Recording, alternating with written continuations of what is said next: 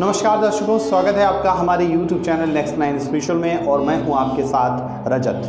दोस्तों, आज की हमारी इस रिपोर्ट में हम आपको बताएंगे रामायण की उन अनसुनी कहानियों के बारे में। रामायण की वो अनसुनी दास्तां जो शायद रामायण तो आप सभी ने पढ़ी होगी, लेकिन उन अनसुनी दास्ताओं पर गौर नहीं किया है। जी हाँ दोस्तों, आज की हमारी इस स्पेशल रिपोर्ट में हम रामायण की उन अनसुलझी गुत्थियों के बारे में बताएंगे। लेकिन उससे पहले हम आपसे एक निवेदन करना चाहेंगे।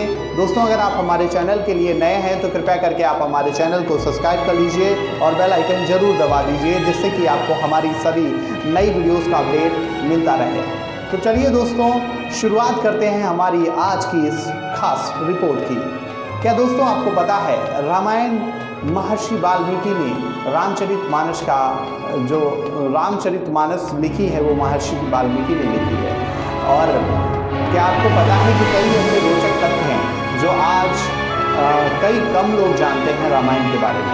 जी हाँ दोस्तों, राजा दशरथ जो थे, राजा दशरथ के 4 पुत्रों के अलावा एक पुत्री भी थी जिसका नाम शांता था, जिसको बचपन से ही उन्होंने अंग देश के राजा को उसको गोद में दे दिया था। तो राम की एक बड़ी बहन भी थी, श्री राम की एक बड़ी बहन थी जिसका नाम था शांता। शांता के बारे में आप लोग बहुत कम लोग जानते होंगे।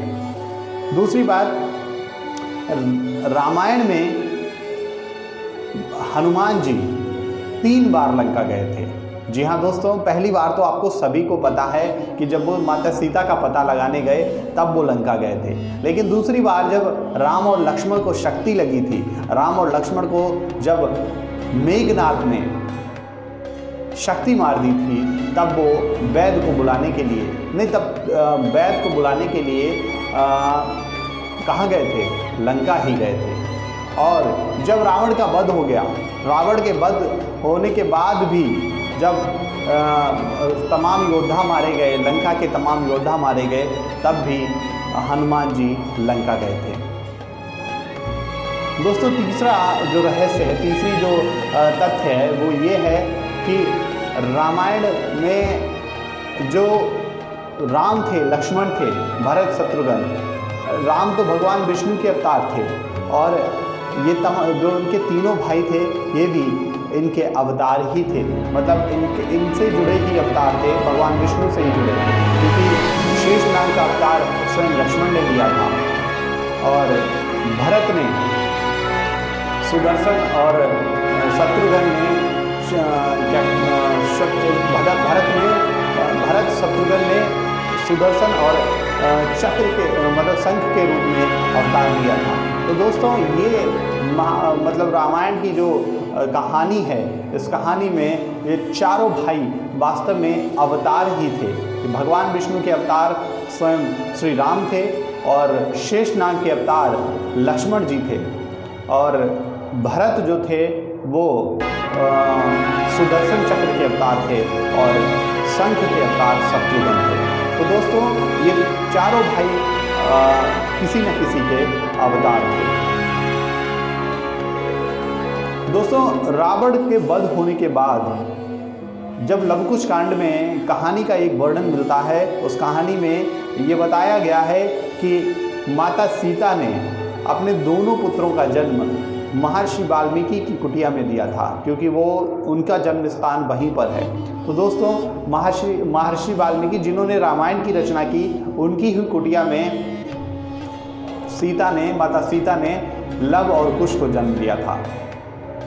ये भी रामायण का एक ऐसा तथ्य है जिसको शायद बहुत कम लोग जानते हों। दोस्तों, मैं आपको बता दूं कि रामायण से जुड़ी तमाम चीज़ें, रामायण से जुड़ी तमाम जानकारी हम महाकाव्य या कह सकते हैं कि ये धार्मिक ग्रंथ रामायण में पढ़ते हैं, लेकिन कई बातें हमारे जहन में रहती हैं तो कई बातें हम भूल जाते हैं दोस्तों। और जब ये तो सवाल सभी के मन में कौनता होता है कि जब रामायण में भगवान राम को 14 वर्ष का वनवास हुआ था, तो वो कौन सा वन था जिसमें उन्होंने वनवास मतलब अपना वनवास व्यतीत किया था? तो दोस्तों, मैं आपको बता दूं कि उस वन का नाम दंडकारण्य वन था। उस दंडकारण्य वन में इन्होंने अपने 14 साल व्यतीत किए, वो 10 साल व्यतीत किए थे। और ये आज छत्तीसगढ़ और उड़ीसा के कुछ जंगलों में आज भी ये दंडकारण्य वन वहाँ पर स्थित है। दोस्तों, जिस धनुष को उठाना था, जिस धनुष से उठाकर माता सीता का स्वयंवर जीतना था तमाम योद्धाओं को, उसको माता सीता जो थी वो बचपन में उसको ऐसे ही उठाकर खेलती थी और प्रत्यंचा चला देती थी। दोस्तों, उस धनुष के ये शिवजी का धनुष था। ये शिवजी का धनुष था।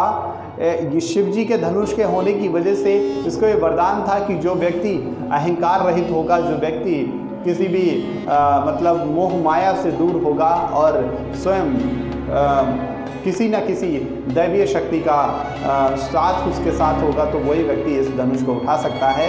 और जिसके अंदर किसी भी प्रकार की ईर्षा दोष नहीं होगा, वही व्यक्ति इस धनुष को उठा सकता है।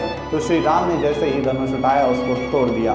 तो ये सीता स्वयंवर की कहानी थी। सीता स्वयंवर इसलिए रखा गया था क्योंकि माता सीता जब छोटी सी बच्ची थी तब वो उस धनुष को उठाए घूमती थी और उस धनुष से खेलती थी। लेकिन वो कोई आम आदमी उस धनुष को नहीं उठा सकता था, क्योंकि अगर कोई आम आदमी उस धनुष को उठा सकता था तो इतने सारे योद्धा आए, किसी ने उस धनुष को भगवान श्री राम के अलावा नहीं उठा के तोड़ पाया। तो दोस्तों, रावण भी वहाँ उसमें उपस्थित था, ऐसे कहते हैं, ऐसा लोग मानते हैं। दोस्तों, मैं आपको बता दूं कि रामायण की ये कहानियाँ, रामायण के ये तथ्य, ये वास्तव में रामायण में उल्लेखित हैं, रामायण में ही मिलते हैं, लेकिन कई लोग इन तथ्यों के बारे में कम जानते हैं। दोस्तों, हमारी यही जानकारी और हमारा यही प्रयास रहता है कि हम आपको सटीक और बिल्कुल एकदम एग्जैक्ट जानकारी दें। और हम आपसे आशा करते हैं कि अगर आप हमारे चैनल के लिए नए हैं तो कृपया करके आप हमारे चैनल को सब्सक्राइब कर लीजिए और बेल आइकन जरूर दबा दीजिए। तो दोस्तों, आज की हमारी रामायण की जानकारी बस यहीं तक। मुलाकात होगी आपसे अगले कार्यक्रम में। तब तक के लिए मैं रजत आपसे विदा लेता हूँ। नमस्कार, धन्यवाद।